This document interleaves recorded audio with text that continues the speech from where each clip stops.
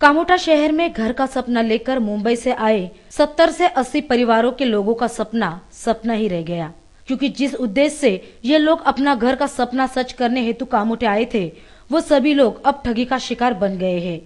In सभी को ठगी का शिकार बनाकर बिल्डर फरार हो गया है।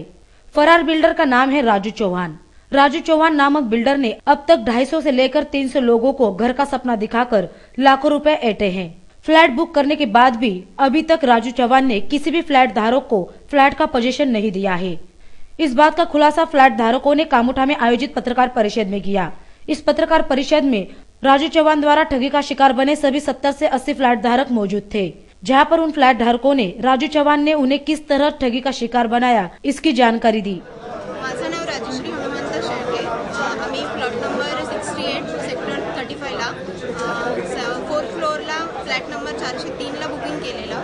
टोटल आम्ही अमाऊंट आतापर्यंत 3.5 लाख रुपये भरलेले आहेत। टोटल आमचे 50,000 कॅशमध्ये आहेत आणि 3 लाखाचे पप्पांनी चेक दिलेले।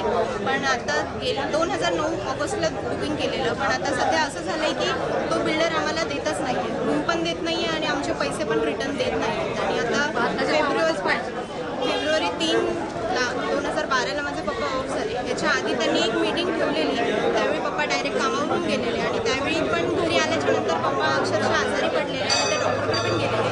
तेव्हा ते म्हणत होते की कदाचित आपले पैसे बुडतील, आपल्याला रूम नाही भेटणार। आणि तेव्हा जर रूम भेटला असता आम्हाला तर आज आमचे पप्पा कदाचित खरंच असते, कारण एक असतं प्रत्येक माणसाचं स्वप्न असतं की आपलं स्वतःचं काहीतरी घर असावं आणि त्यांची ती इच्छा पूर्णच राहिली। आणि हा बिल्डरला आम्ही त्याच्यानंतर पप्पा ऑफ झाल्याच्या नंतर सुद्धा भेटलेलो आणि तेव्हा संतोष कनोळे यांना म्हटलेलं की ह्यांचं स्पेशल केसमध्ये ह्या 1 महिन्यामध्ये आम्हाला ह्यांना रूम द्या म्हणून।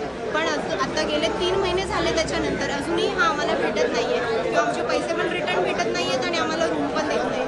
बिल्डर राजू चौहान ने फ्लैट धारकों से सिर्फ पैसे नहीं लिए, बल्कि एक एक फ्लैट 3-3 लोगों को बेचा है। आम्हाला माहितच नाही दोघांना विकलं म्हणून, तर आम्ही एका डिपार्टमेंटला काम करतोय तरी आम्हाला सुद्धा माहित नाही। मी गेलो तर हे जायचं नाही, गेलो तर मी जायचो नाही, म्हणजे त्यांच्या टायमावर मी भेटायचो नाही, त्याच्यामुळे आम्हाला काय माहितीच पडायचं नाही। नंतर आता जे आम्हाला जे कळालं की आम्ही विचारलं तुमचा प्लॉट नंबर किती, बोला 205। मी पण हे विचारलं तुमचा प्लॉट नंबर किती, 205। मग आम्ही तर आम्हाला माहिती पडलं। तुम्ही किती पैसे दिले? मी 7,13,000 रुपये। कशा पद्धतीने दिले, कधी कधी दिले, काय बुकिंग 2009 साली बुकिंग केले सप्टेंबर महिन्यात, 19चे रेटने केले। पहिलं बोला बुकिंगचे 1,08,000